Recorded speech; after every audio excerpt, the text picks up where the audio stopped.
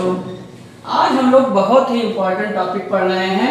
विलियन का ऑस्मोसिस क्या होता है और ऑस्मोटिक प्रेशर क्या होता है। इसके एग्जांपल्स आप डेली लाइफ में बहुत देखते हैं। यह एक बहुत ही सिंपल कॉन्सेप्ट है, लेकिन इसका यूज बहुत ही ज़्यादा है, क्योंकि जो भी लिक्विड में क्रियाएं होती हैं, या तो विसरण की क्रियाएं होती हैं या तो परासरण की। बायोलॉजिकल इंपॉर्टेंस इसका बहुत ज़्यादा है। या आप अपने डेली लाइफ में देखते हैं, जैसे किशमिश है, किशमिश को यदि आप जब खीर बनाते हैं तो क्या होता है, फूल जाता है। या बच्चे जो हैं चना के साथ मूंगफली और किशमिश भिगोते हैं रात में, तो सुबह देखते हैं कि फूला हुआ है, तो उसके पीछे परासरण की क्रिया है। इसके साथ जो पौधे पानी का अवशोषण करते हैं, वहाँ पे परासरण की क्रिया होती है। जो आई लेंस होता है, कॉन्टैक्ट लेंस, उसको भी जिस विलियन में रखा जाता है, वहाँ पे भी परासरण की क्रिया को रोकने की विधि अपनाई जाती है, तो वहाँ पे है यूज। इसके बाद जो आपके इंजेक्शन दिए जाते हैं, उस इंजेक्शन में भी इस परासरण की क्रिया को ध्यान में रख के ही वह लिक्विड तैयार किया जाता है। तो इतने ढेर सारे एग्जाम्पल्स हैं कि यदि आप अपने डेली लाइफ में देखेंगे तो आपको बहुत दिखेंगे। यहाँ तक कि घर की जो औरतें हैं अचार बनाती हैं, यानी पिकल्स, उसमें क्या करती हैं, आम का जब अचार डालती हैं तो नमक लगा देती हैं। तो नमक लगाने के पीछे वो जानती तो नहीं कि क्या कर रहे हैं, लेकिन वो पानी को उस आम में से बाहर निकालना चाहती हैं, और वह काम परासरण की क्रिया द्वारा ही होता है। इसके अलावा जो जेली, जैम, ये सब बनते हैं, वहाँ पे चीनी का कंसंट्रेटेड सॉल्यूशन मिलाया जाता है, वहाँ पे भी परिरक्षण के लिए किया जाता है, वहाँ पे भी परासरण की क्रिया को रोका जाता है। तो कहने का तात्पर्य यह है कि बहुत छोटा सा कॉन्सेप्ट है, लेकिन किताबों में बहुत ही कंफ्यूजिंग दिया हुआ है। एकदम छोटी सी घटना है, अभी हम आपको बताऊंगा कि किताबों में क्या दिया हुआ है, और यदि आप इसको ध्यान से देखेंगे तो ये मेरा दावा है कि आप इसको जिंदगी भर नहीं भूल पाएंगे, क्योंकि बहुत ही सिंपल कॉन्सेप्ट है, लेकिन अंतर आपको पता होना चाहिए। अंतर नहीं पता होने पे आप इसको एग्जाम्पल्स में अप्लाई नहीं कर पाएंगे। जैसे देखिए, डिफ्यूजन प्रोसेस क्या है, ऑस्मोसिस, ऑस्मोटिक प्रेशर समझने से पहले एक इसी से संबंधित प्रोसेस है डिफ्यूजन। डिफ्यूजन का मतलब होता है विसरण, विसरण, और ऑस्मोसिस का मतलब होता है परासरण। डिफ्यूजन प्रोसेस में आप जानते हैं कि जैसे हम नमक या चीनी को सॉल्वेंट में डाल दें, तो थोड़ी देर बाद वह क्या होता है, घुल जाता है, यानी होमोजीनियस सॉल्यूशन बना लेता है। या आप किसी कमरे में गैस या सेंट को मान लीजिए छिड़कते हैं, तो धीमे धीमे उस कमरे की सुगंध पूरे कमरे में फैल जाती है, वो भी डिफ्यूजन की क्रिया है। तो डिफ्यूजन की क्रिया में होता क्या है, डिफ्यूजन की क्रिया में जितने भी तरह के पार्टिकल होते हैं, वह मूव करने के लिए स्वतंत्र रहते हैं, फ्री रहते हैं।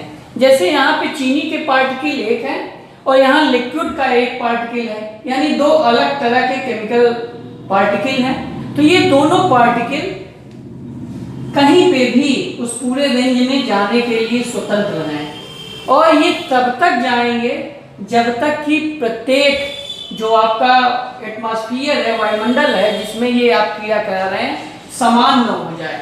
तो यहाँ से जब आपने शुगर को इसमें डाला, तो यहाँ शुगर के पार्टिकल का कंसंट्रेशन क्या है, ज़्यादा है, और यहाँ पे सॉल्वेंट के पार्टिकल का कंसंट्रेशन ज़्यादा है, माने इस चीनी के बाहर।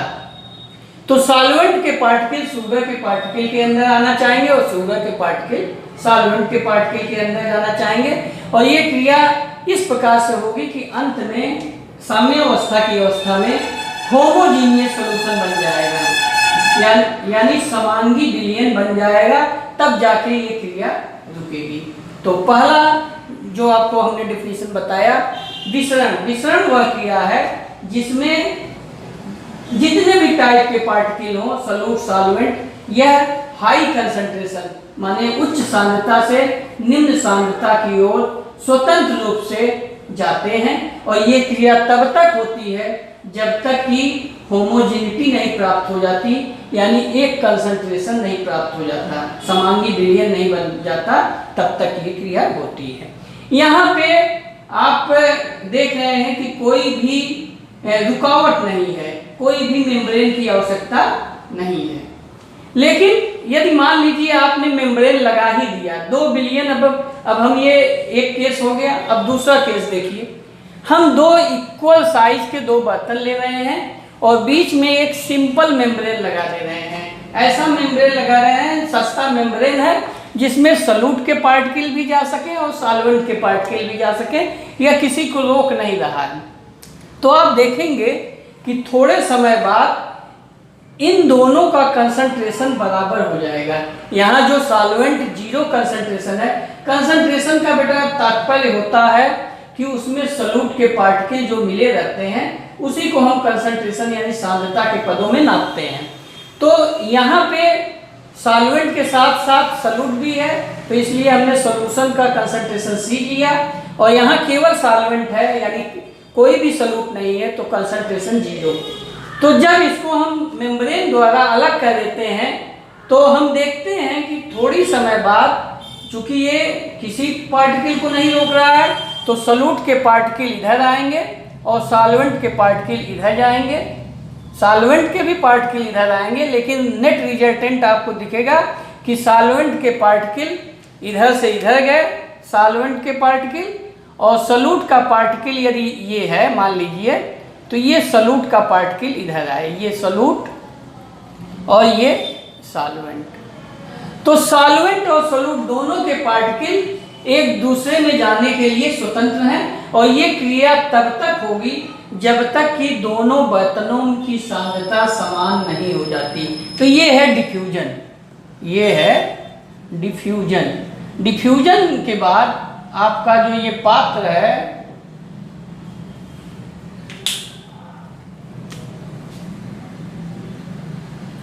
अब ये अंत में एक कंसंट्रेशन का हो जाएगा।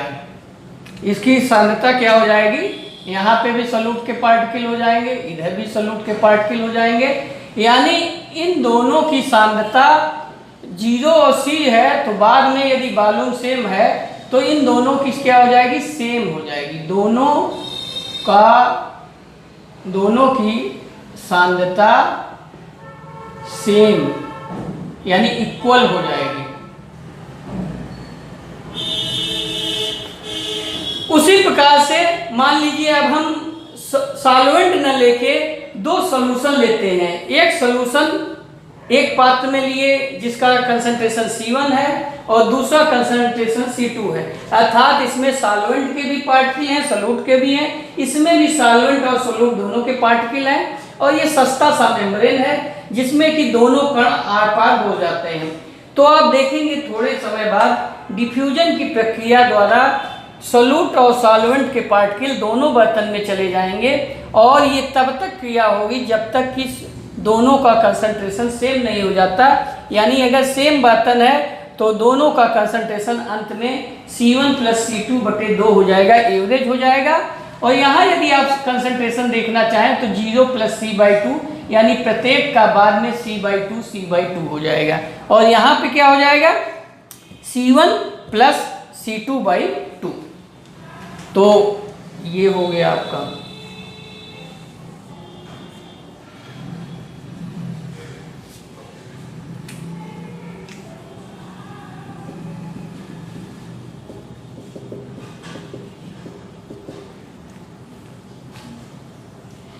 तो यहाँ सांद्रता C1 + C2/2 तब लगेगा कि आपकी साम्यावस्था आ गई और अब पार्टिकल का मूवमेंट किसी भी तरफ नहीं हो रहा है, नहीं तो नेट मूवमेंट दिखेगा। यानी सॉल्वेंट के पार्टिकल इधर से इधर भी जा रहे हैं और इधर से इधर भी आ रहे हैं सॉल्वेंट के पार्टिकल, सॉल्यूट के पार्टिकल इधर से इधर जा रहे हैं, इधर मान लीजिए सॉल्यूट है, इधर सॉल्यूट है, दोनों तरफ से आ रहे हैं, जिधर ज़्यादा है उधर से दूसरी तरफ जाएंगे।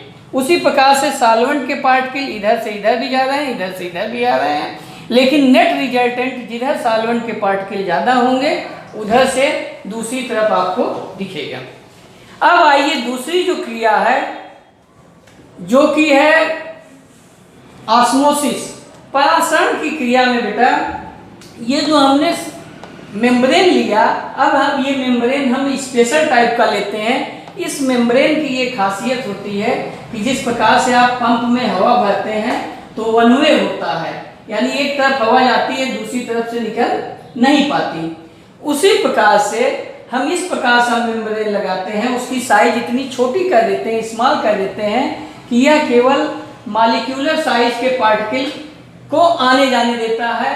कहने का तात्पर्य है कि केवल सॉल्वेंट के पार्टिकल को जाने देता है और सॉल्यूट के पार्टिकल को रोक देता है। वेरी इंपॉर्टेंट पॉइंट है कि ये एसपीएम अब हम यूज करेंगे। क्या यूज करेंगे? अब ये डिफ्यूजन की क्रिया हो गई, इसको आप नोट कर लेंगे। अब हम इसी में ऐसा मेम्ब्रेन यूज कर रहे हैं, अब इसका अब हम नाम रख दे रहे हैं एसपीएम। एसपीएम एसपीएम का मतलब semi permeable membrane. Semi permeable membrane जो होता है उसकी यह खासियत होती है कि वह सॉल्वेंट के पार्टिकल को तो जाने देता है लेकिन सॉल्यूट के पार्टिकल को रोक देता है। सेमी परमिएबल मेम्ब्रेन जो होता है कई हैं, जैसे बकरे का जो गॉल ब्लैडर होता है वह सेमी परमिएबल मेम्ब्रेन है। आपकी जो कोशिकाओं का झिल्ली होती है वो है, जो पौधे होते हैं उनकी झिल्लियाँ सेल वॉल होती हैं वह आपकी हैं। जो अभी हमने आपको किशमिश का एग्जांपल दिया उसके भी आप ले सकते हैं कि उसकी जो बाहर की झिल्ली है सेल मेम्ब्रेन की तरह काम करती है। या अंडे को यदि आप अंडा माने एग को आप ऊपर का जो कड़ी कवच है उसको निकाल दीजिए। उसको निकालने के लिए एसिड डालना होगा, केमिकल की सहायता से बड़ी सावधानी से जब निकालेंगे तो देखेंगे कि एक पतली पन्नी चढ़ी रहती है, वो लिक्विड बाहर नहीं जाएगा। जैसे प्याज में आप देखे होंगे प्याज का एक पतला छिलका निकलता है, उसी प्रकार से अंडे में भी एक पतला छिलका होता है, वह छिलका एसपीएम की बात व्यवहार करता है। तो एसपीएम को आप समझ गए कि एसपीएम वह होता है जो सॉल्वेंट के पार्टिकल को तो जाने देता है लेकिन सॉल्यूट के पार्टिकल को रोक देता है। तो अब हम दोनों केस में देखें कि क्या सिचुएशन होगी। अब मूवमेंट सॉल्यूट के पार्टिकल का होगा नहीं। अब इस पहले केस में देखिए, केस 1। इस केस 1 में सॉल्वेंट के पार्टिकल हैं और इस सॉल्यूशन में सॉल्वेंट प्लस सॉल्यूट,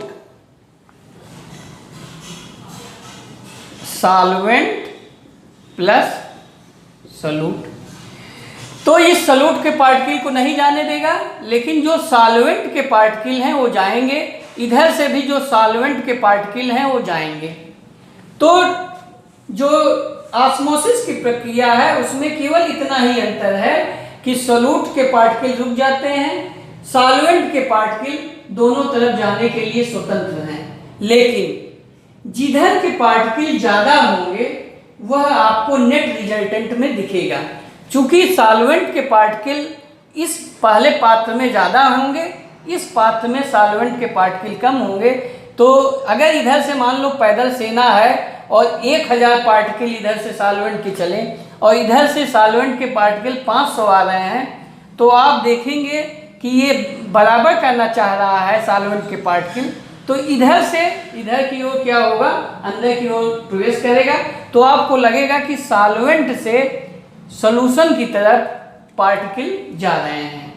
यानी सॉल्वेंट का यहाँ आपकी किताबों में यही क्या गलती किया है, कहा है कि जिधर सॉल्वेंट का हाई कंसंट्रेशन होगा उधर से लो कंसंट्रेशन की ओर जाएंगे। यहाँ पे केवल कणों की बात किया है। कणों का मतलब ये हुआ कि सॉल्वेंट के पार्टिकल की संख्या यहाँ ज्यादा है और यहाँ सॉल्वेंट के पार्टिकल की संख्या कम है सॉल्यूशन बनने पे, क्योंकि हम दोनों का सेम आयतन लिए हैं। यहाँ पे कुछ सॉल्यूट के भी पार्टिकल हैं, तो सॉल्वेंट के पार्टिकल इसमें से इस वाले में प्रवेश करेंगे। नेट रिजल्टेंट आपको दिखेगा कि लो कंसंट्रेशन से हाई कंसंट्रेशन की ओर परासरण की क्रिया हो रही है। यानी यदि हम यहाँ पे फिगर बनाएं,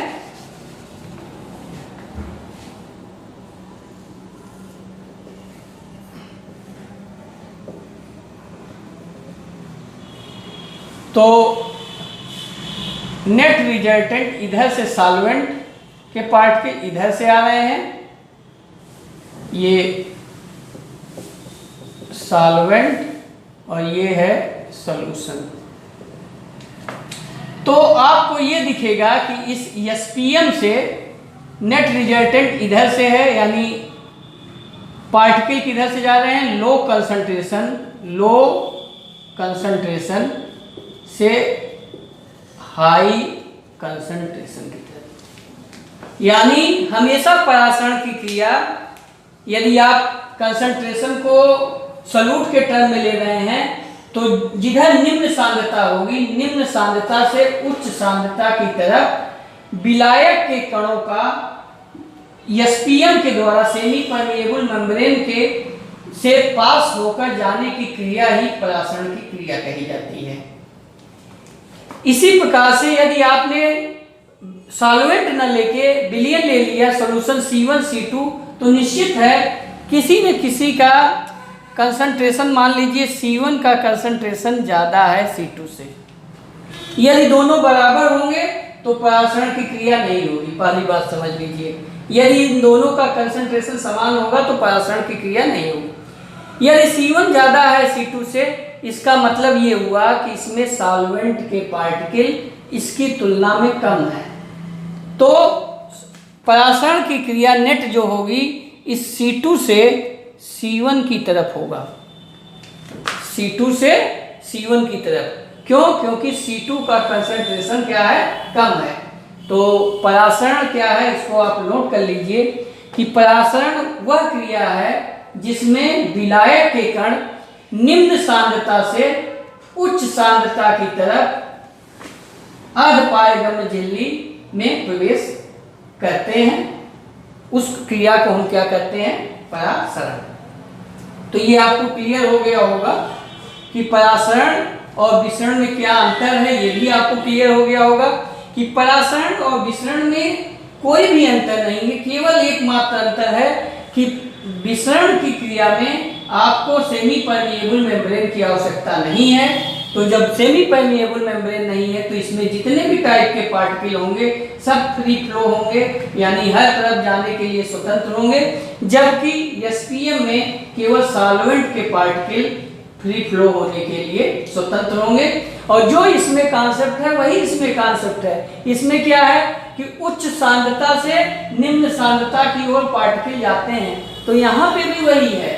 उच्च सांद्रता का मतलब यहाँ पे एक एक टर्म को देख रहा है कि यहाँ पे सॉल्यूट को एक बार देख रहा है, फिर सॉल्वेंट। यहाँ सॉल्यूट का कंसंट्रेशन ज्यादा है, यहाँ सॉल्यूट का कम, तो कह रहा है कि उच्च सांद्रता से निम्न सांद्रता। यहाँ सॉल्वेंट ज्यादा है, सॉल्यूट कम, तो उच्च से निम्न। यहाँ पे भी वही है कि हम कह रहे हैं कि यहाँ यदि आप सॉल्वेंट के टर्म में देखें तो यहाँ सॉल्वेंट की सांद्रता क्या है, सॉल्वेंट के कणों की संख्या ज्यादा है, यहाँ सॉल्वेंट के कणों की संख्या कम है। तो परासरण की क्रिया सॉल्वेंट की संख्या जहाँ ज्यादा है वहां से निम्न की तरफ होगी। या यदि आप कंसंट्रेशन के टर्म में देखेंगे तो निम्न सांद्रता वाले विलयन से उच्च सांद्रता वाले विलयन की तरफ होगी। तो ये हुआ बेटा परासरण की डिफिनीशन। ये जो परासरण की क्रिया होती है, ये परासरण की क्रिया से ऑस्मोटिक प्रेशर उत्पन्न होता है। उस ऑस्मोटिक प्रेशर की क्या डेफिनेशन है, इस बात को समझिए। यदि आप ये दो पात्र अब ले लीजिए, फिर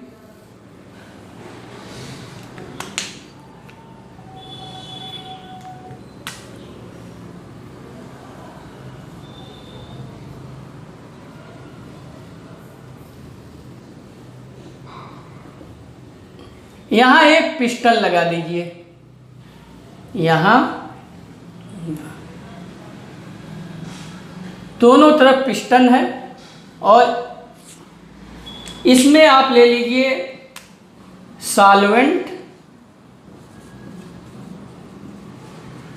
और इसमें ले लीजिए सॉल्यूशन।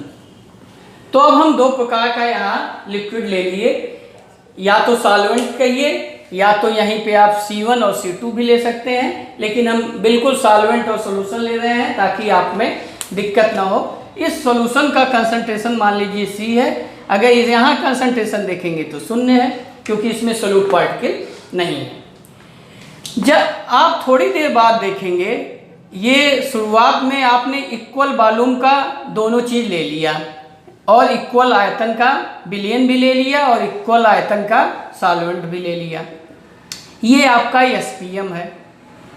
इस एसपीएम से थोड़ी समय बाद आप देखेंगे कि सॉल्वेंट की तरफ से पार्टिकल का मूवमेंट सॉल्यूशन की तरफ होगा।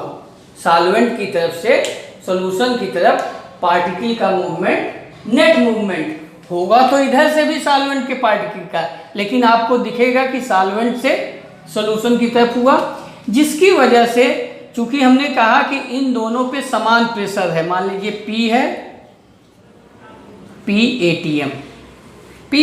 का प्रेशर है।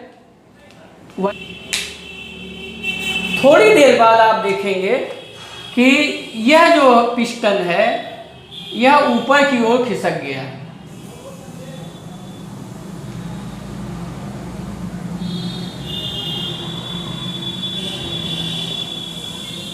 अब ये सिचुएशन आ गई।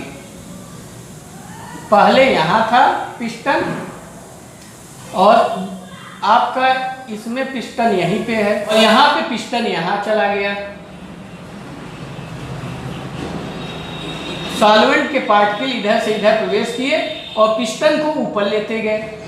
यहाँ पे भी P था, यहाँ पे भी प्रारंभ में P था, तो ये जो डिफरेंस हुआ यहाँ से इस परासरण की क्रिया हमेशा, बेटा एक बात को जान लीजिए कि लो ऑस्मोटिक प्रेशर से हाई ऑस्मोटिक प्रेशर की ओर होती है। यहाँ पे ऑस्मोटिक प्रेशर आपका लो होगा, ऑस्मोटिक प्रेशर लो, और यहाँ पे ऑस्मोटिक प्रेशर हाई। अभी आप इसको निकालना भी समझेंगे कि ऑस्मोटिक प्रेशर पहले समझिए क्या है। यहां से जब जल के कण इसमें गए तो इसने पिस्टन को ऊपर कर दिया, तो परासरण की क्रिया तब जाके रुक गई। यहां से इतना पिस्टन जाने के बाद आप देखते हैं कि परासरण की क्रिया रुक गई। तो आप जितना ये ऊपर गया फिर आप उतना प्रेशर डाल दीजिए। तो मान लीजिए हम यहाँ से पाई प्रेशर डालें। कितना प्रेशर डाले? पाई।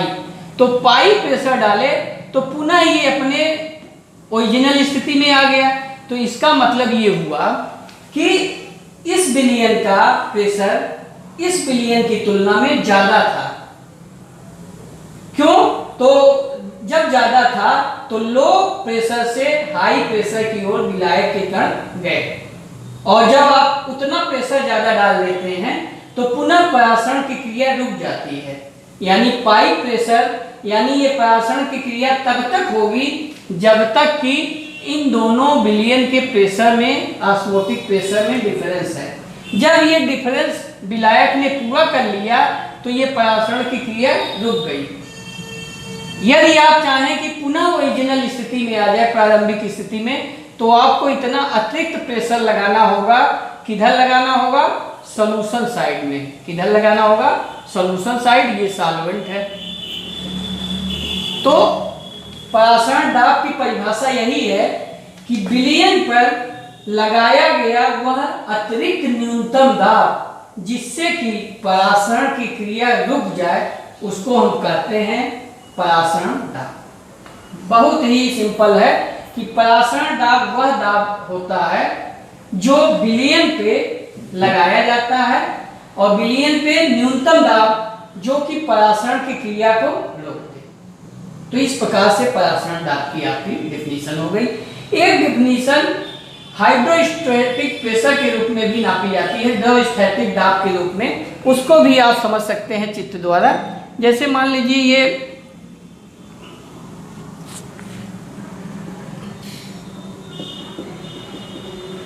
ये सॉल्वेंट है और यहाँ पे एक थिसिल फनल ले लीजिए।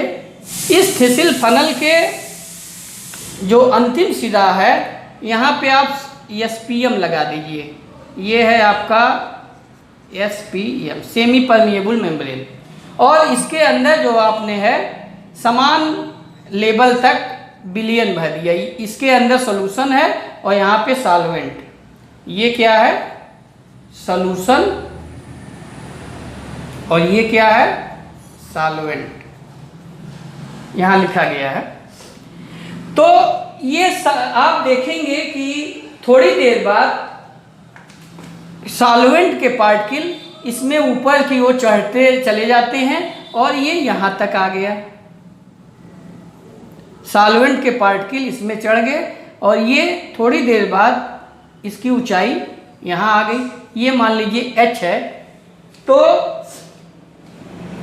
जो प्रेशर होगा ये क्यों हुआ, यानी लो प्रेशर से हाई प्रेशर की ओर सॉल्वेंट के पार्टिकल गए, तो ये द्रव स्थैतिक जो दाब है वह दाब ही ऑस्मोटिक प्रेशर के बराबर होता है। P बराबर आप निकाल सकते हैं HdG।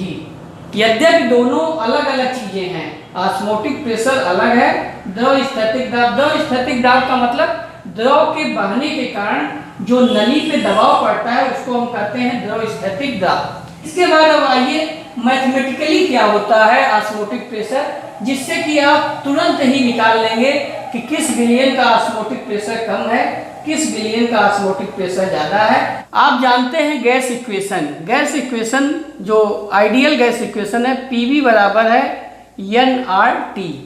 सेम एनालॉजी एकदम सेम, इसी के आधार पे आप विलयन के भी जो कण होते हैं डाइल्यूट सॉल्यूशन लेते हैं तो वह भी गैस के कण की भांति ही व्यवहार करते हैं। तो आप लिख सकते हैं कि यहाँ पे ऑस्मोटिक प्रेशर को P से न इंडिकेट कर से पाई से इंडिकेट किया जाता है। तो पाई V बराबर n, R के स्थान पे सॉल्यूशन कांस्टेंट लिख देते हैं, लेकिन उस सॉल्यूशन कांस्टेंट का मान R के ही बराबर होता है NST, यानी पाई बराबर हो गया n/v। n/v का मतलब हो गया n/v ST। n/v को किताबों में C भी किया गया है, और लेकिन यदि आप और स्पेशली कर सकते हैं तो इसको मोलरिटी। n/v का मतलब यहाँ मोलों की संख्या और v का मतलब है आयतन। तो आप इसको n/v को लिख सकते हैं, क्या लिख सकते हैं m, और यस को हमने बताया कि यस की वैल्यू R के ही बराबर है, तो आप R भी लिख सकते हैं mRT। और यदि आपको विलेय पदार्थ का अणुभार निकालना हो तो इस n निकालने के बाद आप निकाल सकते हैं। n का मान होता है W/m v ST या RT, कुछ भी कर दें। यहाँ यस करना हो यस भी कर सकते हैं, ST कहिए चाहे RT, बात एक ही है। तो पाई बराबर mRT, यानी किसी भी सॉल्यूशन में यदि आपको ऑस्मोटिक प्रेशर निकालना हो तो मोलरता और R कांस्टेंट है, गैस कांस्टेंट, और टेम्परेचर, यानी मोलरता और टेम्परेचर पे वो निर्भर करती है। ऑस्मोटिक प्रेशर के आधार पे इस प्रकार के विलेय पाते हैं। एक को कहा जाता है आइसोटॉनिक सॉल्यूशन, दूसरा जो होता है हाइपर टोनिक सॉल्यूशन, और तीसरा जो होता है हाइपोटोनिक सॉल्यूशन। आइसोटॉनिक का हिंदी जो है समपराशरी, समपराशरी। हाइपर का मतलब है अति पराशरी, अति पराशरी, और हाइपो का मतलब कम, अल्प पराशरी। आइसोटोनिक सॉल्यूशन उस सॉल्यूशन को कहेंगे जिसका प्रेशर जो है पाई1 बराबर है पाई2। जैसे इसको निकाल लीजिए, पाई1/पाई2, पाई1/पाई2, ये आइसोटोनिक सॉल्यूशन है। तो पाई1 का मान आप यहाँ से रखिए, तो m1, या हमने कहा m भी रख सकते हैं, या इसी को CRT भी लिख सकते हैं। तो अगर C लिखते हैं तो C1RT, C2RT। टेम्परेचर हम बेटा सेम लेते हैं। जब टेम्परेचर सेम लेंगे तो हम देखते हैं यहाँ से कंडीशन क्या निकलती है, C1/C2। तो आइसोटोनिक सॉल्यूशन वह सॉल्यूशन होते हैं जिसके ऑस्मोटिक प्रेशर समान होता है, और उसकी सहायता से यदि टेम्परेचर नहीं बदल रहे हैं तो हम देख लेते हैं कि C1 बराबर C2। तो हम कह सकते हैं कि यदि दो सॉल्यूशन समान कंसंट्रेशन के हैं तो उनके प्रेशर क्या हैं। अब उल्टा आप करिए कि यदि C1 C2 समान है तो उनका प्रेशर भी क्या होगा, समान होगा। दूसरा है हाइपरटोनिक। हाइपरटोनिक का मतलब होता है कि ऐसा विलयन जिसका पाई1 मान ज़्यादा है। पाई1 यानी प्रेशर क्या है, ज़्यादा। तो यदि प्रेशर मान लीजिए 2 विलयन है, पाई1 ज़्यादा है पाई2 से, तो इससे आप निष्कर्ष निकाल लेंगे यहाँ कि C1 क्या होगा, ज़्यादा होगा C2 से। यानी जिस विलयन का ऑस्मोटिक प्रेशर ज़्यादा होगा उस विलयन का कंसंट्रेशन ज़्यादा होगा। उसी प्रकार से हाइपोटोनिक सॉल्यूशन में, हाइपोटोनिक सॉल्यूशन उस सॉल्यूशन को कहेंगे जिसका प्रेशर क्या है, कम है। यानी पाई1 जो है अगर पाई2 से कम है तो इस विलयन को कहेंगे हाइपोटोनिक। और ये विलयन इसकी तुलना में क्या हो गया, हाइपरटोनिक। अब आइए इसकी सहायता से हम आपको एग्जाम्पल समझा रहे हैं कि कैसे हम निर्णय लेंगे कि किधर से किधर परासरण की क्रिया होगी। यदि मान लीजिए ये पात्र है, कंटेनर है आपका, और ये एसपीएम है, और ये एक C1 कंसंट्रेशन का है, ये C2 कंसंट्रेशन का है, विलयन 1 है और 2 है, और मान लीजिए C1 is greater than C2। तो जब C1 is greater than C2 है तो इसका मतलब ये हुआ कि इस विलयन का पाई1 ग्रेटर देन पाई2, यानी ऑस्मोटिक प्रेशर विलयन 1 का पाई1 ग्रेटर होगा और इसका क्या होगा, कम होगा। तो ये हाइपरटोनिक सॉल्यूशन हो गया, ये हाइपर है और ये है हाइपो। तो हमने बताया कि परासरण की क्रिया जो होती है कहाँ से कहाँ होती है, लो कंसंट्रेशन से हाई कंसंट्रेशन की तरफ। या अगर आप प्रेशर के टर्म में जानना चाहें तो आप ये समझिए कि प्रेशर इधर कम है तो इधर से कण किधर जाएंगे, इधर। तो हाइपो से हाइपर की तरफ आपका परासरण की क्रिया होगी। यानी जिसका ऑस्मोटिक प्रेशर कम होगा हमेशा सॉल्वेंट के पार्टिकल उधर से हाइपर की तरफ जाएंगे। एग्जाम्पल समझिए, जैसे मान लीजिए आप एग ले लीजिए, क्या ले लीजिए, एग। अंडे को आपने लिया और अंडे को एक बार आपने ऐसे केवल वाटर में ले लिए। किस में ले लिए, वाटर, यानी सॉल्वेंट। सॉल्वेंट का कंसंट्रेशन क्या है, 0। सॉल्वेंट का कंसंट्रेशन 0 और इसके अंदर जो द्रव्य है वो हाई कंसंट्रेशन है। तो मान लो इसको C1 मान लो और यहाँ पे ये C2 है। तो C1 का कंसंट्रेशन यहाँ कम है, C2 का क्या है, ज़्यादा। तो ऑस्मोटिक प्रेशर जो होगा इसका कम होगा और इसका ऑस्मोटिक प्रेशर ज़्यादा हो जाएगा। यहाँ ऑस्मोटिक प्रेशर ज़्यादा और यहाँ ऑस्मोटिक प्रेशर कम।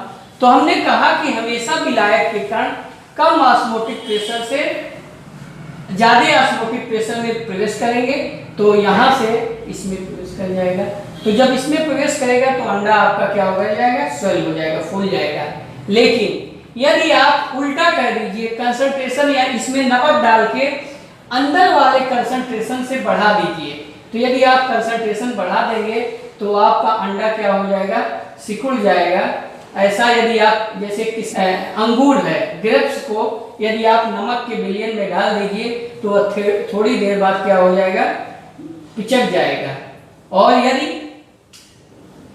लो कंसंट्रेशन में डालते हैं तो फूल जाता है। इसी प्रकार से जो फूल होते हैं उनको भी आप पत्ती वाटर में डाल देते हैं तो वह अवशोषित करके वाटर को परासरण की क्रिया द्वारा अपने फ्रेश अवस्था में आ जाते हैं।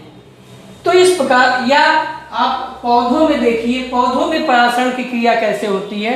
जो पौधे होते हैं, ये मान लीजिए पौधा है, इसके अंदर जो सेल के अंदर जो द्रव्य भरे होंगे उनका कंसंट्रेशन जो यहाँ वाटर है पृथ्वी में उससे क्या है, ये ज़्यादा है, यहाँ क्या है, कम है। तो जड़ों की सहायता से वाटर को ये अपने अंदर इनटेक करते रहते हैं परासरण की क्रिया द्वारा। तो इस प्रकार से बेटा हमने आपको एग्जाम्पल्स भी बता दिए और जो इसके मेन कंडीशन होते हैं उसको बता दिए। एक और अंतर था हमने नहीं बताया, डिफ्यूजन और ऑस्मोटिक प्रेशर में अंतर एक ये है कि जब डिफ्यूजन की क्रिया स्टार्ट होगी तो आप उसको कंट्रोल नहीं कर सकते, कोई भी एक्सटर्नल सोर्स लगा के फोर्स लगा के आप नहीं कर सकते। लेकिन ऑस्मोटिक प्रेशर यानी ऑस्मोसिस की क्रिया को आप बाह्य सोर्स लगा के यहाँ तक कि उल्टा कर सकते हैं, यानी जो लो कंसंट्रेशन से हाई कंसंट्रेशन की ओर विलायक के कण जा रहे हैं वह उल्टा होके हाई कंसंट्रेशन से लो कंसंट्रेशन की ओर जाने लगेंगे और उसी सिद्धांत का हम उपयोग करते हैं आरओ में। इसके पहले एक छोटा सा और समझ लीजिए कि ये ऑस्मोटिक प्रेशर क्या है, एक कोलिगेटिव प्रॉपर्टी है। कोलिगेटिव प्रॉपर्टी हमने बताया था, अणुसंख्य गुणधर्म का मतलब होता है कि विलयन के वो गुण जो कणों की संख्या पर निर्भर करते हैं, उनके नेचर पे निर्भर नहीं करते, प्रकृति पे निर्भर नहीं करते। मतलब इससे हमें नहीं मतलब होता है कि वह कण यूरिया के हैं, कि चीनी के हैं, कि सुक्रोज के हैं, यानी केवल कणों की संख्या पे जो प्रॉपर्टी निर्भर करती है उसको हम कहते हैं कोलिगेटिव प्रॉपर्टी। तो फार्मूले से आपने देखा कि ऑस्मोटिक प्रेशर पाई जो होता है सीधे सीधे विलय के पाई जो है वह किसके समानुपाती था, स्मॉल एन, मोलरिटी के समानुपाती था यानी स्मॉल एन। एन जो होता है ये क्या है, मोलों की संख्या, मोलों की संख्या माने कणों की संख्या। तो ऑस्मोटिक प्रेशर सीधे सीधे एक कोलिगेटिव प्रॉपर्टी है।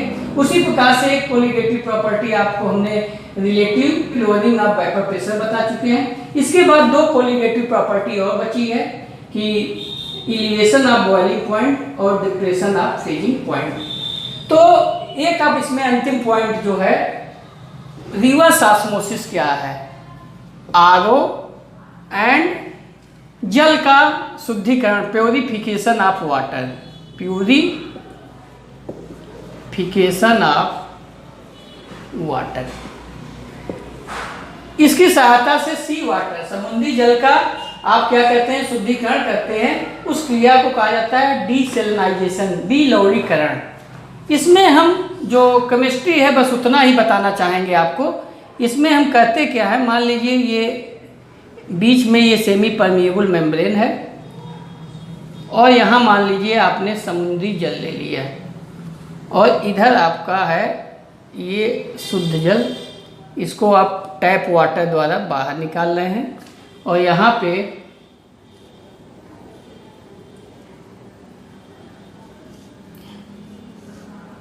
मान लीजिए यहाँ से समुद्री जल अंदर आप ले रहे हैं, ये एसपीएम है, ये मान लीजिए सी वाटर है, सी वाटर या टैंक वाटर कुछ भी ले सकते हैं जिसको शुद्ध करना है। तो आप ये जानते हैं कि एसपीएम के द्वारा अगर इधर सॉल्वेंट के पार्टिकल है, इधर शुद्ध जल है, शुद्ध जल माने सॉल्वेंट पार्टिकल, यानी सांद्रता क्या है, जीरो है, कम कंसंट्रेशन है या लो कंसंट्रेशन है, इधर हाई। तो हमेशा सॉल्वेंट पार्टिकल इधर से इधर जाने का प्रयास करते हैं स्पॉन्टेनियसली, माने यदि आप कोई एक्सटर्नल उसमें फोर्स नहीं लगाते हैं। हम आरओ में करते क्या हैं, ऑस्मोटिक प्रेशर में हमने आपको बताया कि उतना प्रेशर लगा दीजिए जिससे कि परासरण की क्रिया रुक जाए। तो जब आपने ऑस्मोटिक प्रेशर यहाँ से जब आप प्रेशर लगाते हैं तो उस प्रेशर की सहायता से पहले आपका क्या हुआ, ऑस्मोसिस की क्रिया रुकी, यानी सॉल्वेंट के पार्टिकल इधर नहीं गए। उससे ज़्यादा जब आपने प्रेशर लगा दिया तो सी वाटर में से जो, चूँकि ये एसपीएम केवल सॉल्वेंट के पार्टिकल को जाने देगा, तो जब उल्टा क्रिया होने लगेगी, हाई कंसंट्रेशन से लो कंसंट्रेशन की ओर सॉल्वेंट के पार्टिकल मूव करने लगेंगे, जो एक्सटर्नल प्रेशर है। तो इसी क्रिया को कहते हैं रिवर्स ऑस्मोसिस। ऑस्मोसिस में सॉल्वेंट से सी वाटर की ओर जाना चाहिए, लेकिन वह विदाउट बाहरी कोई फोर्स से जाता है, यानी कोई फोर्स नहीं लगाएंगे तो स्वतः क्रिया जो होगी सॉल्वेंट के से सी वाटर की हो जाएगी। लेकिन यदि आपने एक्स्ट्रा प्रेशर लगाया तो यह इसमें से उल्टी क्रिया होगी। इसी को हम कहते हैं रिवर्स ऑस्मोसिस, प्रतिलोम परासरण। और यहाँ पे जो ये SPM होता है ये सेलुलोज एसीटेट का बना होता है, सेलुलोज एसीटेट। सब लोग आलो यूज करते हैं, ये बहुत ही मजबूत होता है। उसके अलावा और भी है, जैसे copper ferrocyanide Cu2 FeCN6, copper ferrocyanide. तो कॉपर फेरोसाइनाइड का जो होता है ये कृत्रिम है, ये क्या है, आर्टिफिशियल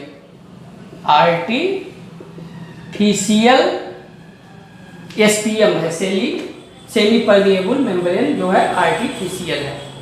तो इस प्रकार से ये आपका चैप्टर समाप्त हो गया। इसमें आप न्यूमेरिकल जो है, जो गैस इक्वेशन के न्यूमेरिकल हैं 11th में जो आप पढ़ चुके हैं वही सब न्यूमेरिकल हैं, लेकिन हम कहिए तो एक दो न्यूमेरिकल आपको बता दें। जैसे एक न्यूमेरिकल बहुत छोटा सा है कि 5% मान लीजिए यूरिया, 5% यूरिया WYV के रूप में है, तो इसका ली गई है मान लीजिए 27 डिग्री सेंटीग्रेड पे, तो ऑस्मोटिक प्रेशर का मान क्या होगा, पाई का मान क्या होगा। तो आप जान रहे हैं कि पाई का मान, पाई बराबर होगा MRT, M का मतलब NYV या NYV, RT, N का मतलब क्या होता है W/M/V/RT। और 5% का मतलब क्या हुआ, WYV का मतलब 5 ग्राम यूरिया, V का मतलब हुआ 100 ml सॉल्यूशन में है। तो V दिया हुआ है 100 ml, W दिया है 5, और M जो होगा यूरिया का, जब ये पदार्थ दे दिया तो M नहीं देता, तो M का मान 60 हो जाएगा। और R का मान जो होता है बेटा यहाँ पे 0.0821 हो जाएगा, और T का मान 27 डिग्री, इसका मतलब हो गया T का मान हो जाएगा 300 केल्विन। तो इस प्रकार से आप पाई का मान कैलकुलेट कर लेंगे, वह लगभग इससे आप कैलकुलेट करेंगे तो 20 के करीब आएगा, कैलकुलेट करके देख लीजिएगा। इसके अलावा कभी कभी क्या करता है, पाई का मान दे देगा तो आपको M का मान पूछेगा। तो ये एक इक्वेशन हुआ पाई WMVRT, इसमें से 1 2 3 4 5 चीज़ें हैं। इन 5 चीज़ों में से R का मान तो आपको हमेशा पता रहता है, इन 5 वैल्यू में से कोई 4 वैल्यू दिया होगा और उसकी सहायता से एक वैल्यू आपको निकालना होगा। बेटा गर्मी बहुत है, और यदि आपको मेरी बात समझ में आई हो तो चैनल को लाइक और सब्सक्राइब करना न भूलें। धन्यवाद।